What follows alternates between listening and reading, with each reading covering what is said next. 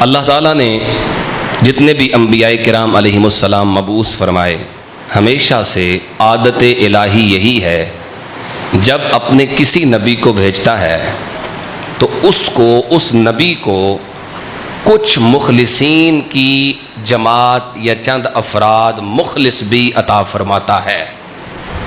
پھر وہ نبی اپنی پوری توجہ کے ساتھ ان پاک لوگوں پر یا ان منتخب افراد پر اپنا رنگ چڑھاتا ہے، تبلیغ دین کے لیے ان لوگوں کو تیار کرتا ہے۔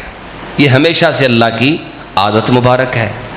جب ہمارے آقا صلی اللہ علیہ وسلم دنیا میں تشریف لائے تو اللہ نے ہمارے نبی کو بھی مخلصین کی ایک جماعت عطا فرمائی، حضور کو بھی عطا فرمائی، تاکہ حضور ان پر اپنا رنگ چڑھائیں، انہیں دین کے لیے، اللہ کے پیغام کے لیے تیار کریں۔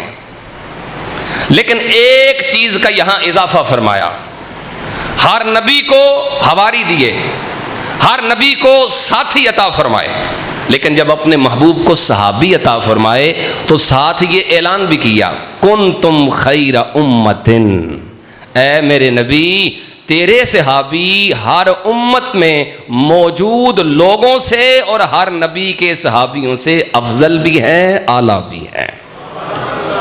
یہ اعزاز اللہ نے پہلے کسی کو نہیں دیا۔ یا رب کریم، حواری، ساتھی، مخلصین کی جماعت، یہ ہر نبی کو تو نے عطا فرمائی، لیکن یہ اعزاز کسی کو نہ دیا۔ وجہ کیا ہے؟ اب بڑی توجہ کے ساتھ جملہ سننا ہے آپ نے، محبت اور ذوق کے ساتھ مجھے بتانا ہے کہ سمجھ بھی آئی ہے، بڑی توجہ چاہوں گا۔ یا رب کریم، صحابی تو ہر نبی کے تھے، پھر ان کو یہ اعزاز افضلیت والا کیوں دیا؟ وجہ صرف اتنی ہے، اللہ بتانا چاہتا ہے صحابی کو بعد میں دیکھو، پہلے انہیں دیکھو جن کے یہ صحابی ہیں۔ صحابیوں کو بعد میں دیکھو، پہلے ان کو دیکھو جن کے یہ صحابی ہیں۔ جب وہ نبی نبیوں سے افضل ہیں تو یہ صحابی ہر امت سے افضل ہے۔ یہی وجہ ہے نبی پاک صلی اللہ علیہ وسلم کے اصحاب کی جماعت تمام انبیاء کرام علیہم السلام کے ساتھیوں سے افضل ہے۔ اب دوسری بات، اللہ رب العزت نے اپنی عادت مبارکہ کے تحت یہ سلسلہ چلائے رکھا۔ ہر نبی کی تبلیغ کا وقت مقرر ہے، محدود ہے، پھر اگلے نبی نے تشریف لے آنا ہے، پھر اگلے نبی نے تشریف لے آنا ہے۔ اسی طرح ہر نبی کے ساتھیوں کے لیے بھی ایک وقت مقرر ہے، ان سے بھی کام اسی وقت میں لیا جائے گا۔ جب اگلے نبی کی حکومت آئے گی، اب اگلے نبی کی نبوت کا زمانہ اور شریعت کا زمانہ آئے گا، اب پچھلے نبی کے صحابیوں کی ڈیوٹی ختم۔ آپ سمجھ رہے ہو کہ نہیں سمجھ رہے؟ اب اگلے، لیکن ہمارے آقا صلی اللہ علیہ وسلم چونکہ خاتم النبیین بن کے آئے ہیں، حضور کے بعد نبی کوئی نہیں آنا، یہی وجہ ہے کہ کسی صحابی کی بھی اب ضرورت نہیں۔ تبلیغی دور قیامت تک میرے نبی کا ہے، قیامت کی صبح تک میرے نبی کی نبوت کا زمانہ ہے۔ اسی وجہ سے اللہ نے ہدایت تقسیم کرنے کی ڈیوٹی، لوگوں کو راہ ہدایت پر لانے کی ڈیوٹی قیامت تک کے لیے صحابہ کرام کی جماعت کی لگائی ہے۔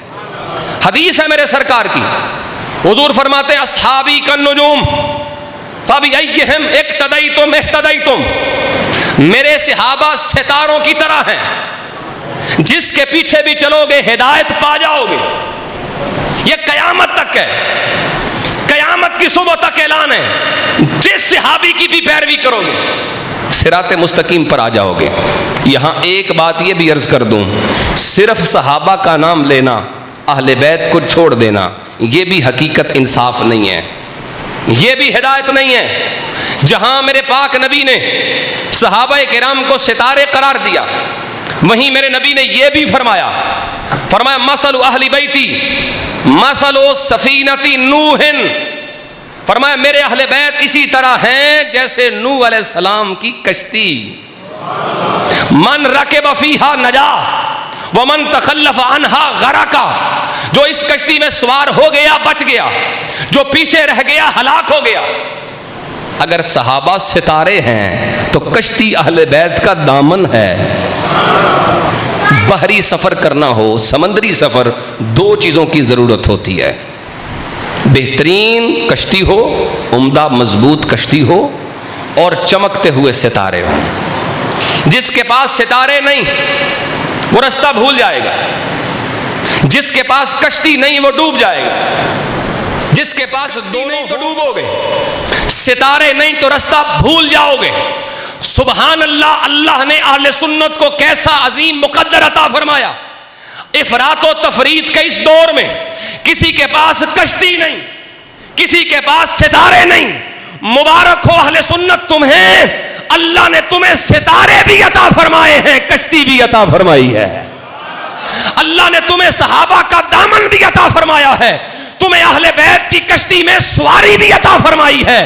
سنیوں کے ایک ہاتھ میں دامن صحابہ کا ہے، دوسرے ہاتھ میں دامن نبی کے گھر والوں کا ہے۔ اللہ رب العزت نے یہ خاص اعزاز، اسی وجہ سے امام اہل سنت فرماتے ہیں اہل سنت کا ہے بیڑا پار، اصحاب حضور نجم ہیں اور ناؤ ہے عطرت رسول اللہ کی۔ اللہ فرماتا ہے محمد الرسول اللہ، وہ جو اللہ کے رسول صلی اللہ علیہ وسلم، آگے فرمایا والذین معہ، اور وہ جو ان کے ساتھ ہیں۔ تعارف کیا ہے صحابہ کرام کا؟ تعارف رب نے کیا فرمایا؟ بڑی توجہ چاہوں گا میرے بھائی، تعارف کیا ہے صحابہ کا؟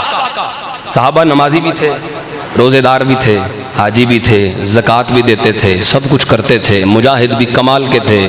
اللہ نے نہیں فرمایا وہ جو نمازی تھے، نہیں فرمایا وہ جو روزہ رکھنے والے تھے، نہیں فرمایا وہ جو حاجی تھے، تو جو ہے میرے بھائیوں، نہیں فرمایا وہ جو زکوٰۃ دینے والے تھے، وہ جو سخی تھے، بلکہ کیا فرمایا؟ وہ جو میرے سونے کے ساتھی تھے۔ تعارف کیا ہے صحابہ کا؟ وہ جو میرے نبی کے ساتھی ہیں۔ اب توجہ کرنا، جملہ باریک ہے۔ ایک ہے ساتھی، ایک ہے کسی کا ساتھی، فرق ہے۔ ایک ہے صرف ساتھی، میں اردو میں بات کروں تاکہ سمجھ آئے، عربی کی مثال دوں گا مشکل ہو جائے گا، اضافت کیا ہے اس چکر میں نہیں پڑتا۔ ایک ہے صرف ساتھی، ایک ہے کسی کا ساتھی۔ جب کہا جائے نا کسی کا ساتھی تو مطلب دونوں پہ حکم ایک ہی لگتا ہے۔ اگر وہ اچھا ہے تو ساتھی بھی اچھا، وہ برا ہے تو ساتھی بھی برا۔ اگر کہا جائے وہ چور ہے، یہ اس کا ساتھی، تو مطلب کیا؟ چور بھی برا، یہ بھی برا۔ کہا جائے وہ ڈکیت ہے، یہ اس کا ساتھی، تو مطلب کیا؟ وہ بھی برا، یہ بھی برا۔ کہا جائے وہ ولی ہے، یہ اس کا ساتھی، تو مطلب کیا ہے؟ وہ بھی اچھا، یہ بھی اچھا۔ کہا جائے وہ غوث ہے، یہ اس کا ساتھی، تو مطلب یہ ہے وہ بھی اچھا، یہ بھی اچھا۔ کہا جائے وہ قطب ہے تو مطلب یہ ہے وہ بھی اچھا، یہ بھی اچھا۔ کہا جائے صحابی کا ساتھی ہے تو مطلب یہ ہے وہ بھی اچھا، یہ بھی اچھا۔ رب فرما رہا ہے والذین معہ، یہ میرے نبی کا ساتھی ہے، مطلب یہ ہے نبی بھی اعلیٰ ہے، نبی کے ساتھی بھی اعلیٰ ہے، نبی بھی شان والے ہیں، نبی کے ساتھی بھی شان والے ہیں۔ اللہ اکبر۔ نبی پاک صلی اللہ علیہ وسلم کے غلاموں، میں حدیث کی طرف چلتا ہوں بڑی جلدی کے اندر تاکہ بات مکمل ہو سکے۔ نبی پاک صلی اللہ علیہ وسلم ارشاد فرماتے ہیں اللہ اللہ فی اصحابی، لوگوں میرے صحابہ کے بارے میں اللہ سے ڈرو، زبان کھولتے ہوئے اللہ سے ڈرو۔ لوگوں نے مذاق بنا لیا، جمع تفریق، کانٹ چھانٹ کرنا، کبھی کسی کی شان پہ توہین تبرے، کبھی کسی کی شان پہ، یہ مذاق سمجھتے لوگ۔ اللہ کی عزت کی قسم اٹھا کے کہتا ہوں، حدیث میرے سامنے ہے، حضور نے فرمایا فمن ابغضہم فببغضی ابغضہم، ترمذی کی حدیث ہے، حضور فرمایا جس نے میرے صحابہ سے بغض رکھا، اس نے بغض ان کی وجہ سے نہیں رکھا، اس کے دل میں میرا بغض ہے۔ نہیں سمجھ رہے بات کو؟ اس کے سینے میں میرا بغض تھا جو اس نے صحابہ سے دشمنی کی، اور فرمایا فمن احبہم فبحبی احبہم، اور جس نے صحابہ سے پیار کیا اس نے صحابہ کی وجہ سے نہیں کیا، اس کے دل میں میرا پیار تھا۔ اس کے دل میں میری محبت ہے تو وہ صحابہ سے پیار کر رہا ہے۔ اللہ اکبر۔ فرمایا فمن آذاہم، جس نے انہیں تکلیف پہنچائی، میرے صحابہ کو، فقد آذانی، اس نے مجھے تکلیف پہنچائی۔ جس نے انہیں تکلیف پہنچائی اس نے مجھے تکلیف پہنچائی۔ ومن آذانی فقد آذ اللہ، جس نے مجھے دکھ دیا اس نے رب کو ناراض کر دیا۔ ومن آذ اللہ فیوشک ان یاخذہ، اور فرمایا جس نے رب کو ناراض کیا ان قریب اللہ اس کی پکڑ فرمائے گا۔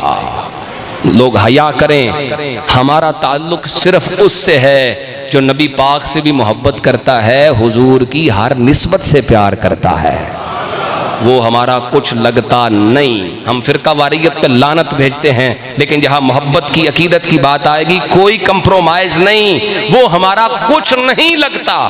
جو صحابہ پہ تبرک کرے، اہل بیت بھی اس کے، نبی بھی اس کے، جو صحابہ کو مانتا ہے، صحابہ کی عزت کرے۔